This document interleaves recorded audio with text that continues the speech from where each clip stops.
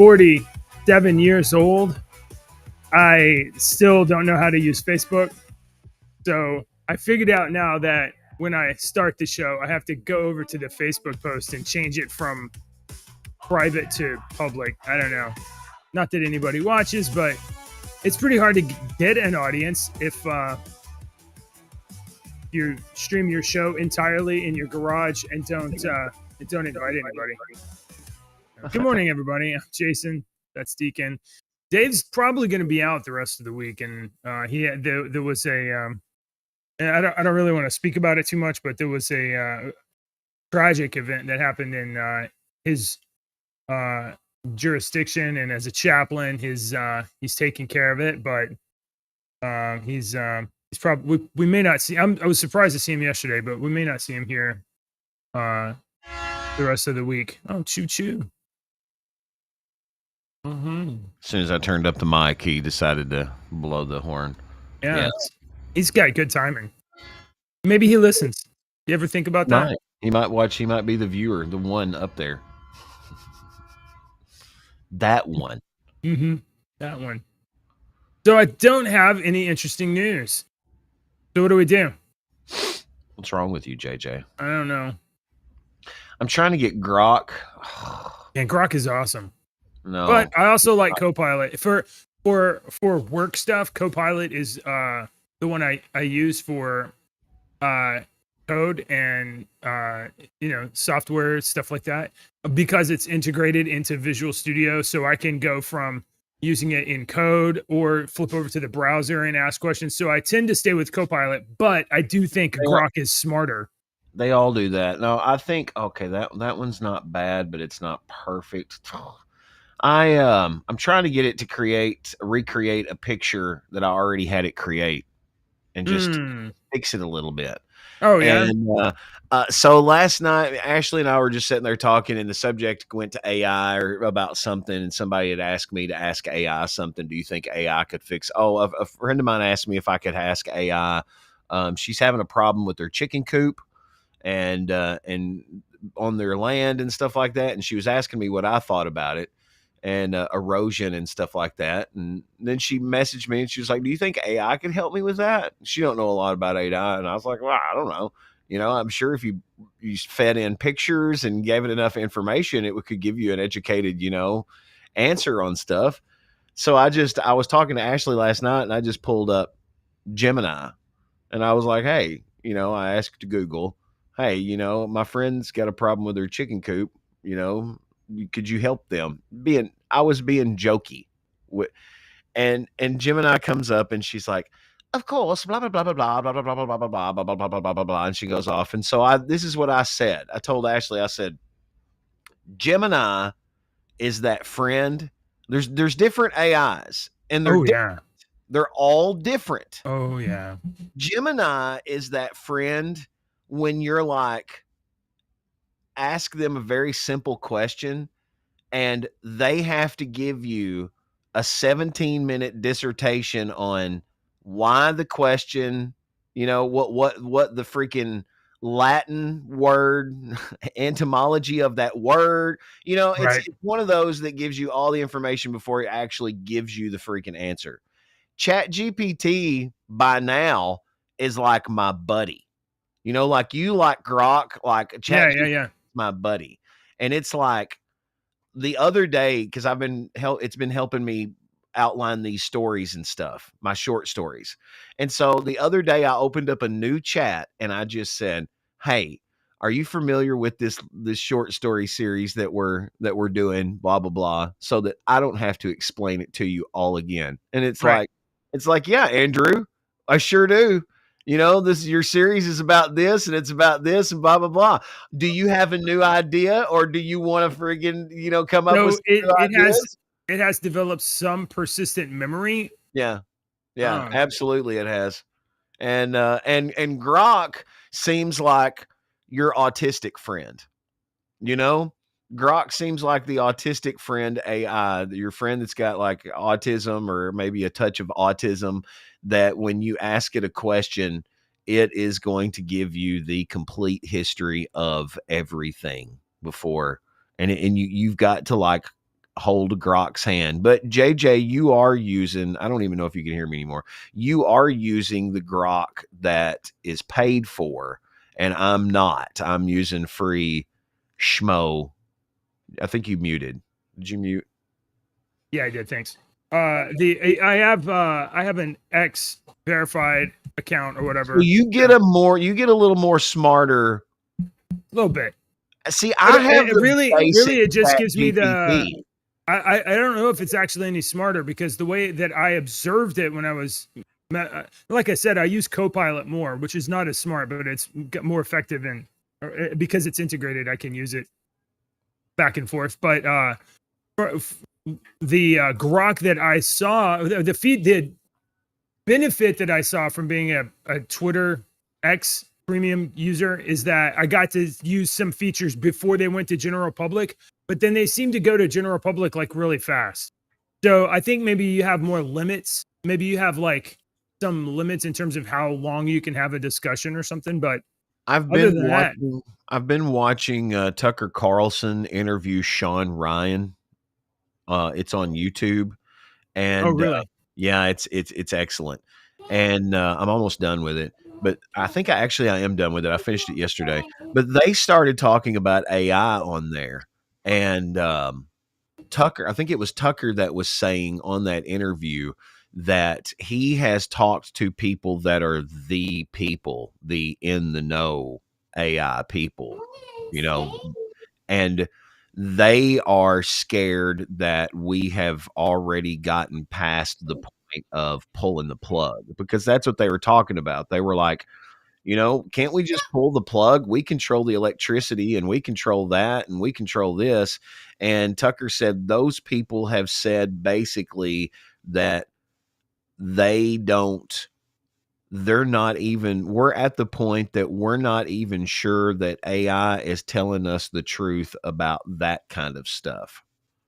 So it's gotten to the point to where some of those people think that we're past the point of no return on AI. I think we are too. There's no taking it back. There's no like getting rid of it. Because if AI is so smart, we've made these movies already about AI postulating a million different freaking possibilities and preparing for all that.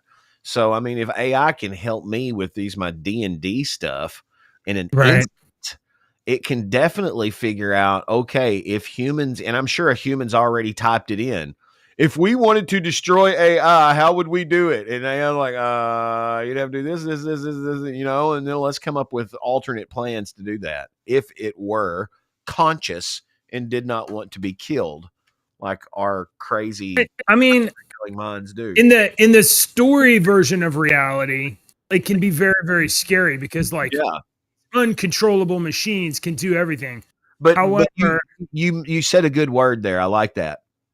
The story version. And I'm one of those people that like to get on that story. Oh yeah. You like it. I don't even think it's like, I think it's I don't know, is subconscious the wrong word or whatever? You know what I mean? Like that's your impulse as a storyteller, as a creator.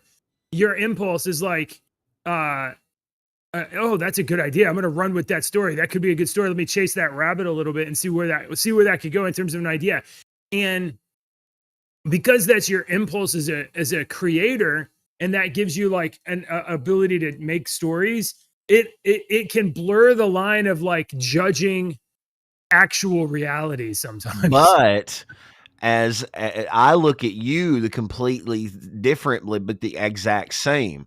Yeah. You are so structured in what you see is what reality is that you don't even want to entertain the possibility. I discount it a lot of times. Yeah, you discount the possibility that there possibly could be that storybook element that we really don't want to believe, but I just have to like, okay, when like, oh, scary AI stuff comes up, like, oh, it could, like, there was a story about like, oh, a couple days ago, and we didn't even talk about it. There was a story about an AI, like Grok, not Grok. It was like a ChatGPT version of ChatGPT overwrote its own programming and prevented its own shutdown code. You couldn't turn it off. Yeah, that's true. But it was in a security context where they were testing if they could get it to overwrite its own shutdown. So it wasn't a naturally occurring phenomenon. It was in a stressing test area.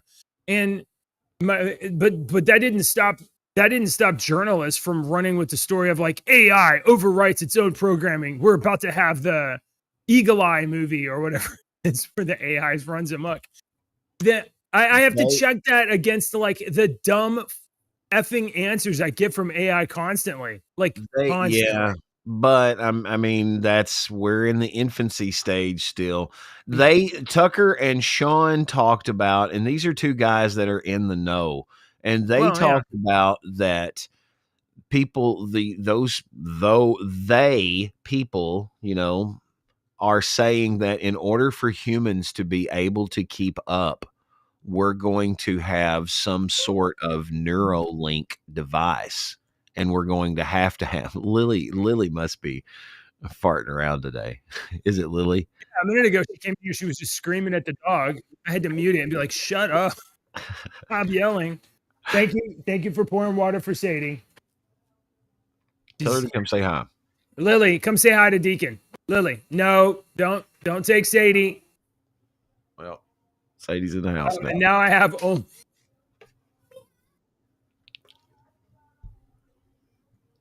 Hi, sweetie.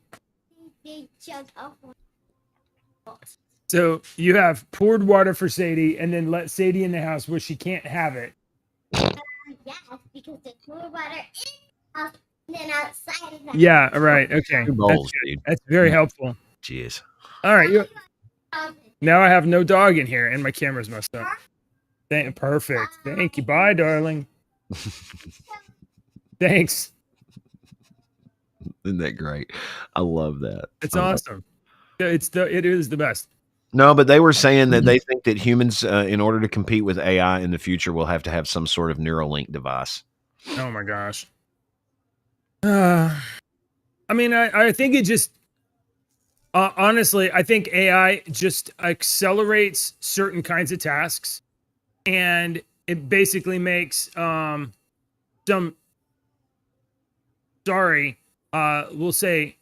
we'll say certain kinds of mediocre data entry, data processing jobs obsolete because it can do simple tasks like gather data or arrange data more quickly. And it's already doing that. It's already been doing that. So it's a tool, and it closes off certain job markets, but honestly those job markets were dying on the vine anyway, with the advent of this kind of tool. And it opens up different kinds of job markets, especially ones where you, prompt engineering, being a human that can tell an AI how to get the answers, the code, the whatever that you want is a whole gig. You're giving too much credit to people. These are people that can't raise their own children. Do you think it's going to be? There is actually, I've seen ads for this for AI prompt writers. Yeah. And this guy was like, dude, I started advertising myself as an AI prompt writer for businesses, and I started getting picked up on these businesses. And he was like, it was real easy. And it's real easy to me and my buddy, my tech buddy, Willie, was talking about it one day. And I was like, and because he's a big AI guy, and we were both in agreement. Right now, you just have to write your prompt like you're talking to a freaking 3-year-old. Right. And then you're going to have to go back about 5 or 6 times and re-edit that prompt before you get what you want. You can't just type in a prompt, get something to come out and say, AI's dumb. Of course it is. It's very infanty right now. That's a good point. In 10 years, you're going to be able to go, yo, what was that counting? And it's going to be able to go blah, blah, blah. You really make a really good point, Deacon. If you are using AI and you're constantly coming across the circumstance where AI is retarded, you're maybe writing prompts wrong, which is exactly my experience. My prompts are The one the other day was I write my prompts in a document before I put it into Oh, really? AI because they're like 3 or 4 paragraphs long. Yeah. The prompts are. I'm serious. I am too. I a lot of times when I'm diagnosing issues or whatever, I have to give it the like I've been using AI honestly for like the last several days, trying to weed out a synchronization issue in my between my intra Active Directory and my AD. They're supposed to sync up, and I have to give it like, here's the environment down here, here's the environment up there, here's all the things that are configured, this is the error codes I'm getting, and it still is like, and if it doesn't even have that, it can't work. It can't. Yeah. It doesn't have enough information to even begin to help you. So yeah, I mean, like writing prompts is like, it's not just like oh, gotta spend more words on it. You have to, one, you have to provide the kind of information that the AI can use to get you in the right zip code. But two, you as the user have to know like, oh, that is the wrong trail you're going down. This is not going to help me, or I've already done this before on a previous iteration. That's just not it. So there, I mean, there's a place for the human supervisor, Yeah. you know, to guide the AI to the.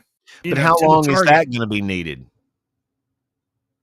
20 years? I don't know. 10 years? I mean, I'm sure something will come and shake up the ecosystem again. Right now, you just have to be very specific. I always use the example of if you were going to tell it to sweep a floor, you would have to give it like, you would have to say, you need to walk over to the broom, take your hands, put them around the broom handle, pick up the broom, walk over to the dirt, right? Put the broom on the floor, sweep the dirt up in a motion to put it, you'd have to get very, very, very specific. Right. And that's what you kind of have to do. I don't even have to get as specific as I was like a couple of years ago with some of this D&D stuff. Yeah. And I don't know if it's because it knows me. One of the things my buddy told me to ask, I think we've done it on the show before, was let me bring it up and just ask it what it thinks about me now. Was asking AI, Right. worked with it for a long time. What tell me something about like myself. in a new conversation, in one where you have no history. Tell me. I haven't actually been over to Chat GPT in a long, long time. I use it every day. Yeah. Everybody, I think people have their preferences. I just my code integration is the number one reason why I use Copilot, which is not the best, but it's okay. Like, I've tried to get development tokens for Grok, and they're not available or they're not free. Okay, so I'm going to revise this prompt before I even do it. I put, tell me something about myself that I wouldn't know about myself that you have observed through our interactions. And I'm going to go back and type through all of our interactions, just as a nitpicking. You want to show it? Or yeah, I could do that. I did find one story that we could talk about here in a minute. Okay. You can pull it up on screen if you want to. Yeah, sorry. Here, let me make you moderator.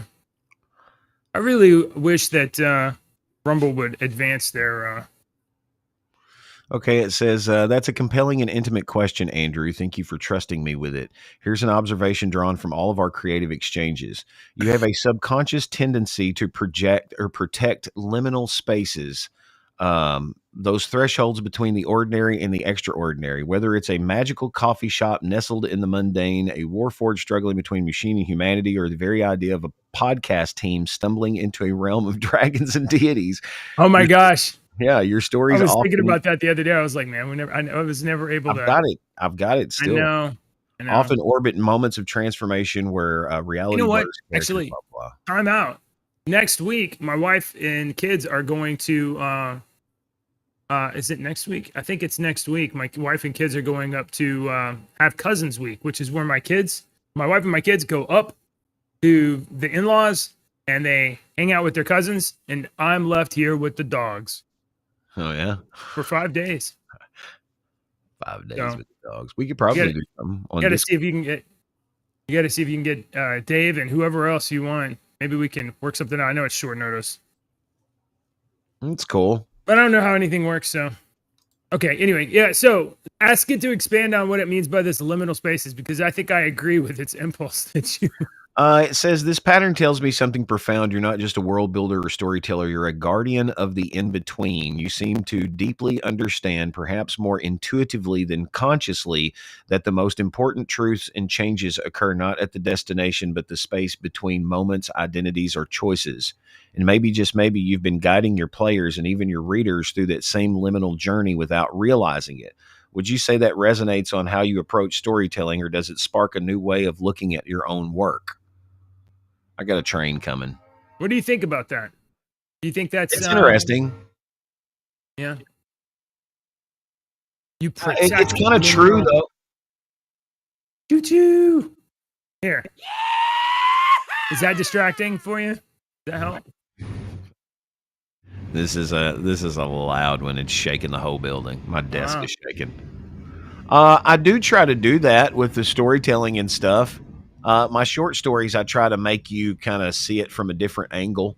You know, for me, perspective is a big thing. Me Yeah. and you can argue over something, and I can say you're wrong, and you absolutely know you're right. And you can say I'm wrong, and I absolutely know I'm right.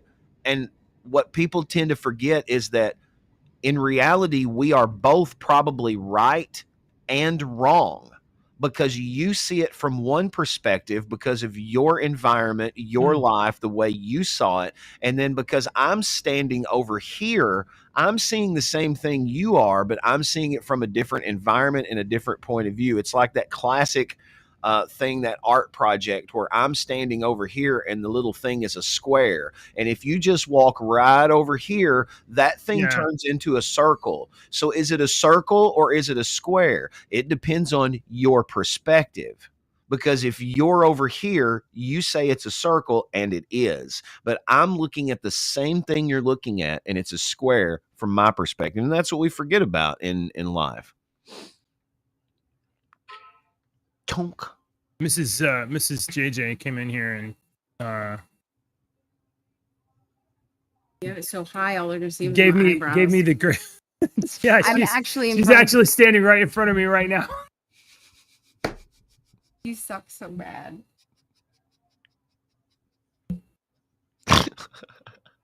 It's like I'm 22 years later. You're Uh, And what's funny is that she's 6'1". No, that's not what he said. She can't hear you with your jokes. I don't know what I was saying. Yeah. I mean, I'm certainly I'm cognizant of. Honestly, I think probably we're all wrong most of the time, and there's Yeah, I try to yeah. I try to dial it down all the way to like little facts at a time. Like, this is true, this is true, this is true, this is true, this is not true, this is not true. And sometimes you can't know. A lot of times, maybe even most of the time, you can't know if something is true. But what you can do, and because we're human pattern machines, is you can look back and be like, it seems like it was true most of the time. So that becomes a good predictor, a useful predictor. Like, if these are the way, this is the way these things acted before, it'll probably act that way in the future. And that may not be accurate, but it might be useful. So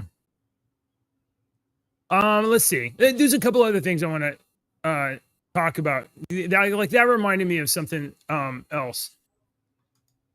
I know a lot of times I've talked in the past about Scott Adams, which is the Dilbert guy, Yeah, and you've kind of changed my mind on him. You've swayed me over to this side of the fence post on him, because I was on this side of the fence. I was like, okay, this guy, he's kind of annoying and blah blah blah, and I agree with him about 1% of the time, and he's a little over the top. And you just loved him for years. I mean, even before we started doing this and we had the other podcast, you would talk about him and stuff. And I'm like, JJ loves it. And I would tell Ashley, JJ loves this guy.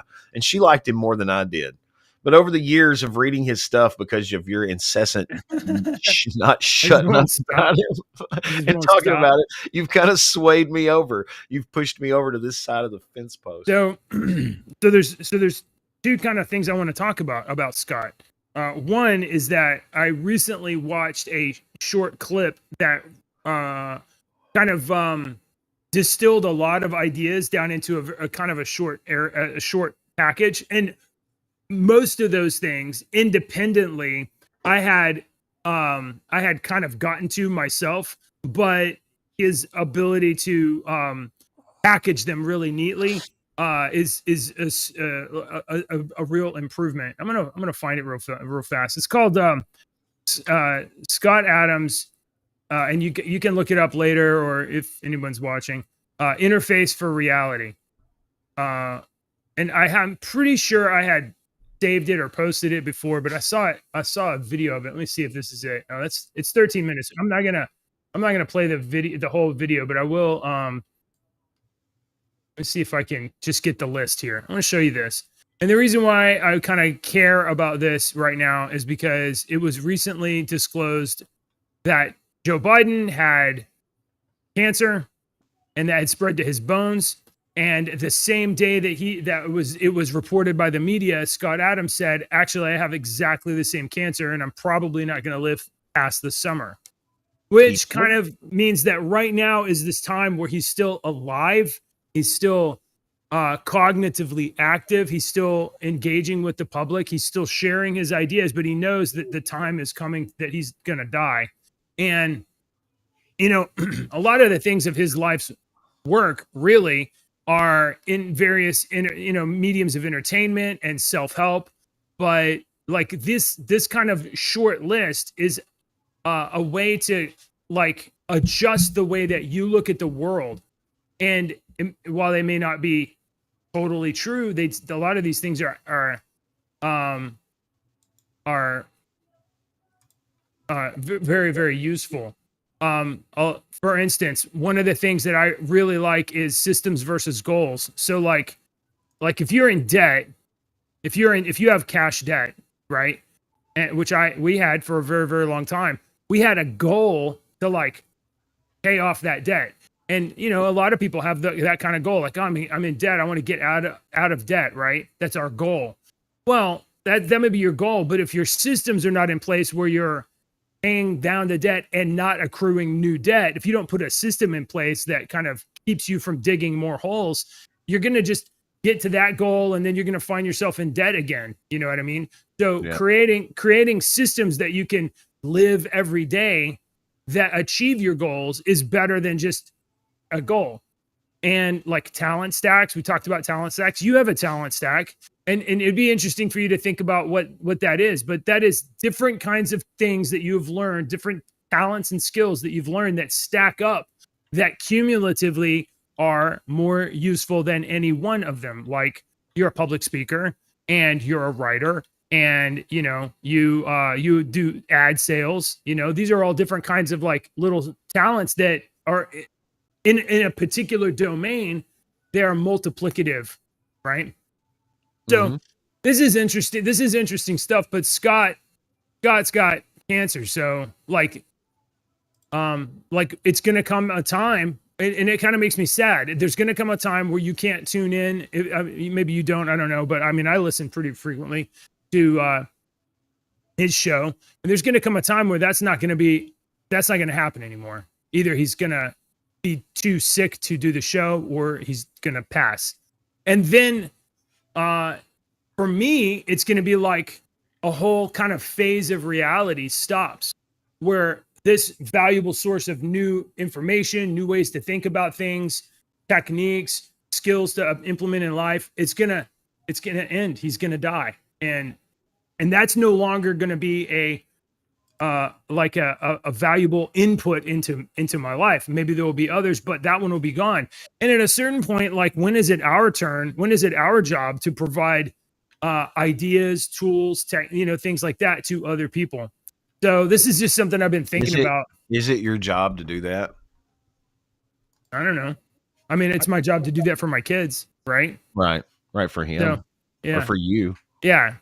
But he So, felt like in his life and whatnot, it was his job to do that from his well, let's standpoint, and that's and recognize. honestly, I mean, yeah, like you said, you've got somebody that you take advice from and whatnot, and you appreciate their opinion, and it's not going to be here anymore. But that's, I mean, I hate to say that this way, and I'm not trying to be callous, but that's life, man. You know, that's because I was thinking how many people in like the 1400s were the exact same way and were very influential people that nobody even remembers. We remember like 3 people's names from history, you know? We Yeah, don't you're remember right. anybody's names from You're right. history. And maybe, definitely I've never been one where like, oh, being remembered is what it's about, because it's not. That is not being remembered, having a legacy. I think that's let's say that's the kind of like goal or thing that you want if you are kind of, if you don't have a spiritual view that persists beyond your death. So like that's not being having notoriety after your death is not is not something that I think is of value. You know what I mean? Like it doesn't matter. You're at absolute best, your name will be remembered and your entire life will be completely misrepresented. You know what I mean? Maybe Yes. not. Anyway. No, I understand what you mean. I'm Some sorry. of these things. So, so this is just weighing on my mind recently. This this thing about Scott. It's this window of like we're all dying, right? But he's actually dying, and it's kind of like bothering me a little bit. So, I didn't know anyway, that. When did he announce that? about last Monday, maybe not yesterday, but like last week. It was the same day that, and the same condition that Joe Biden has. And he And he announced talked it on about it Twitter. on the show. And he's known about it for a year. He's tried to treat it, but the cancer has spread to his bones. Like you're not going to recover from that. That's not going to happen. So it's really just kind of a matter of time. Okay, so here's the I don't know, I think the tools are super important. The interface for reality to be able, and it's something I haven't even grasped at all, is that if you interpret reality as a subjective thing, you can actually influence it. And my brain can't do that. Like Yes. Yes, my I believe brain that. understands like the world is the world, irrespective of what I want. No, And that's not physical valid. reality is what it is, irrespective of what I decide. Do you But believe in affirmations? I don't believe or disbelieve. Like I don't. It's not really even a concept that You haven't looked into it. There's studies and all kinds of stuff throughout the years that I've looked at, and because if you tell yourself that you can't, like, I can't do this, I can't do this, I can't Right. do this, you'll never do it. And that's an old saying, That's but true. honestly, if you tell yourself every day that you're awesome and you know, I'm it's not conceited. You know, No, I'm awesome. I'm pretty smart. I'm a giving person. I'm lovable, blah blah blah. Absolutely that affects our cells and in our I will body. I will grant that. I will grant that because I think you definitely okay. So your meat computer brain, if you tell it constantly like I'm no good at this, you will be no good at this You will be because no good at it. you will program yourself to be no good at it. And Mhm. and if you'd say the opposite, you're not limiting yourself. You won't be good at it, but you won't be artificially capping yourself. And that's one of the things where it doesn't matter if it's true or not, if it's useful. So like you know what I mean? Like I'm going to be a great songwriter. Well, that may not be true, but it might be useful to repeat that kind of an affirmation. But you're totally right. That's not something that I do. You know what I mean? I try to catch myself from like suppression. Yeah. Like I generally have the attitude of like, oh, I don't know it, I can learn it. And that's how I've I been am. trying to stop myself from saying I suck at that or I'm no good at that. Yeah. Because Yeah. have I tried it? You know, first of all, have I tried to do it? Have I Right. learned about it? Have I done anything? The reason I suck at it is because I've never done it. Yeah, or yeah, I yeah. don't know anything about it. So you saw affirmations on that screenshot. So you saw that. What? That's you didn't see that? That was on the list, affirmations. Oh, it Tell was? yourself every day, like I'm going to be Oh, no. an author. I'm going to be a successful author. I do affirmations with little buddy in the morning.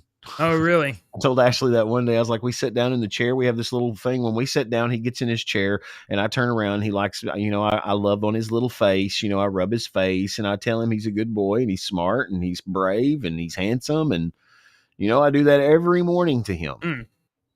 I think he was abused before we got him. You think so? Yeah. I'm pretty positive on that. So I chose, I honestly think there's a lot of stuff there that we could explore because, like for instance, like the affirmations is on that list.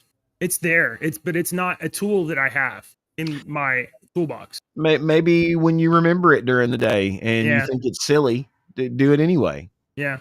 Do it anyway. Do you pray all the time? I mean, I'm constantly praying about something during the day to myself. We'll do the same thing, Yeah. The posture and attitude of my prayer is generally like, help me figure this out. That's fine. And accept whatever is. It don't have to be a certain way. You know what I mean? Yeah. Yeah. Okay. So here's a fascinating news story. We'll just change the topic here, and that's not it. Here we go. Do you know? Did you know that China and Russia are cooperating? Yeah. To build something on the moon? Did you know that? Oh, yeah. Yeah. Is it an alien base? No, of course not. It's totally benign. China's breeding space worms up there. China and Russia are building a nuclear plant for helium mining. For helium-3 mining. Okay, awesome. Yeah. Oh, okay. Helium-3. Apparently, there's not very much of that on Earth. Like it's super, super rare. Like super, super, super rare. Whatever helium-3 is. And I think helium. Yeah. The thing is, I think you can super cool helium-3 so that it gets to like super, super, super, super low temperatures. That may be the stuff that they've been using for this quantum stuff. They take them quantum chips and they get them all the way down to like right above 200 degrees. Yeah. Or something like that, Yeah. And that may be what they have to use to get it down that cold. Helium-3 is definitely used for quantum computing. Yeah. It's a super rare mineral used for quantum computing. I think it's used to super, super cool them. And then to slow everything down. So China and Russia are trying to get helium-3 before the United States so that they can get quantum computing at scale and production before the United States so that all the cryptography in the world doesn't mean anything.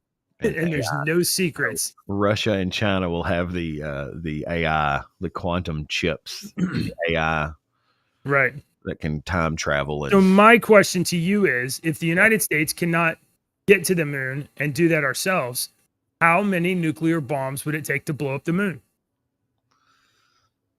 It doesn't matter how many it takes because if the moon's not there, neither are you and me. Oh no, and that's a fact. We need that. We absolutely need the moon for life on Earth. All right. So depriving our adversaries of a resource is not an option. So that means we have to go get it. No. Yeah. Or make a deal with them to. Yeah. The moon is vital to life on the planet. So we have to have that. We need that to keep the oceans moving around the right direction. Right. Yeah, I don't know. Dude, what do you think about this? Like the fact that China and Russia are cooperating to build a nuclear base on the moon. I'm over here all the time being like, I don't want war. I don't care what these people do. I don't care about Ukraine. I don't want to buy anything from China. Like, I'm not trying to mess with them. I'm trying to like, let's just handle it. And then they're going to go around and do this. And I'm going to have to be like, come on. You guys can't have the moon. Why not? Well, if they have the moon and they have helium-3, then they get quantum computing. And then you have no secret. Like your bank account, gone. Forget about it. They'll take all your money. You know, you have no passwords. You think that's what's going on? Do I think that's what's going on? I think Well, that's I think that is that is the state level end goal of quantum computing, is to deprive the U.S. and all other countries of national secrets. What do you think it's for? Like a super great version of Pong? I think they're in league with the alien civilization that is on the liminal reality, right there. Liminal. The alien civilization that lives inside and on the other side of the moon. So, honestly, I'm just like, how is there any helium on the moon? What does helium-3 even look like? What is the? You know what? I'm gonna ask Grok. Ask your Grok and see what it is, since we're talking about AI. What is helium-3?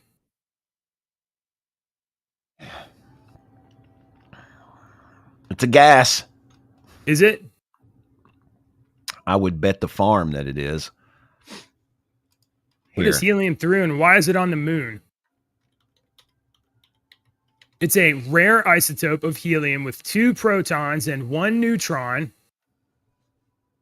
And unlike the more common helium-4, which has 2 and 2, it is lightweight, non-radioactive, and has potential as fuel for nuclear fusion due to its inability to produce energy with minimal radioactive byproducts. On Earth, it's scarce. Helium-3 is incredibly rare on Earth, but the moon's surface has a much higher concentration due to the following reasons. Solar wind, moon lacks a magnetic field and thick atmosphere, and over billions of years, helium-3 is slowly accumulated in the upper layers of the moon's surface. How much is there? It's estimated 1 million metric tons of helium-3 exist on the top few meters of lunar soil. Okay. Just 25 tons of helium-3 could power the entire United States for a year in a perfect fusion scenario. Why haven't we used it? No working helium-3 fusion reactors yet. The technology is still theoretical. Research is ongoing, but extremely complex. Mining on the moon is hard. We'd need infrastructure to dig, process, and ship materials back to Earth or build lunar power stations. That's what they're doing. Coat versus return right now, it's far too expensive to make it viable. Countries like China, India, Russia, and the U.S. have shown interest in lunar helium-3 mining as a part of their moon missions. In a few decades, if fusion tech catches up, helium-3 could be the key driver of lunar colonization and a new kind of space economy. Are we seeing the first power plant that's going to start like in 30 or 40 or 50 years? Are we going to be like, oh, we've got our lunar colony, and it was started back in 2020, whatever, when they built the first helium-3 energy nuclear reactor, whatever, right, on the moon. Would you go live on the moon? You and your family could go to the moon. You wouldn't have to worry about money or supplies or anything like that. You just got to go up there and do what you do.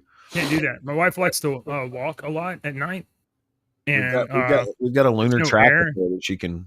She likes to walk and hold hands. Y'all can hold hands on the lunar track. We've got one built. What do you mean on the lunar track? It's all glass domed, so you get to see. Oh, you're saying that we have solved that problem? Yeah, it's in the colonization up there. You got a track to walk around on. Maybe even a garden up there that you could walk through. It's beautiful. What was that Star Wars parody movie? Spaceballs? Spaceballs. That's what it is. That's what I'm looking for.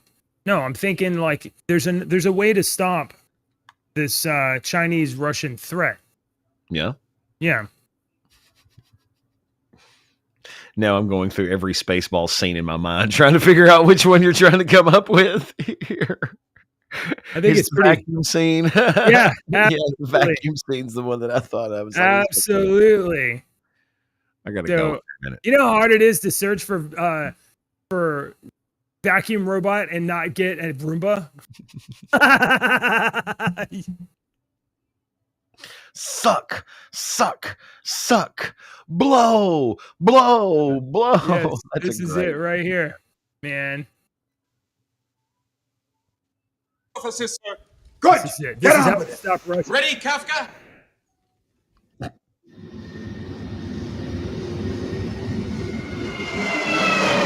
Look, it's Spaceball 1. They've reached the air shield. And it's opening. How long is this? It's 2 minutes. It's not that long. When's the last time you've seen this? The ship's too big. They'll never. Yeah, wow. How are they gonna get the air out? I don't see any hoses or anything.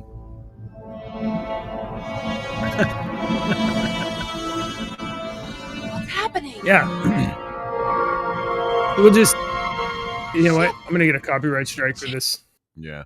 Joan Rivers as the freaking other little C-3PO robot. That was great, man. Yeah. Well, it's such a great movie. So awesome.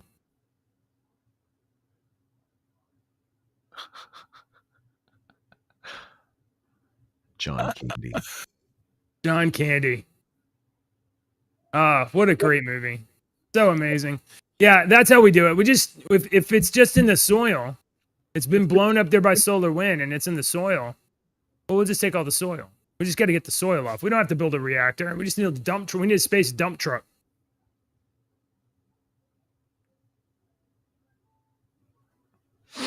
All right, I got a joke, I think. I gotta run. I've got people coming in. Let's go. Let's do it. All right. I had another joke, but I'm not going to tell it now. I'm going to tell this one. This one's not as good as the other one, though. Do you want to go yours first? Have you got Sure, one? absolutely. All right. Absolutely. You ready for an amazing joke? Yeah, I'm sure. Yeah, I mean, yes. Yeah, here it is. A butcher Yeah. accidentally backed into his meat grinder and he got a little behind on his work that day. That one's actually not bad. That one's good. That one's not bad. I've been trying to make up all these jokes about unemployed people, but none of them seem to work.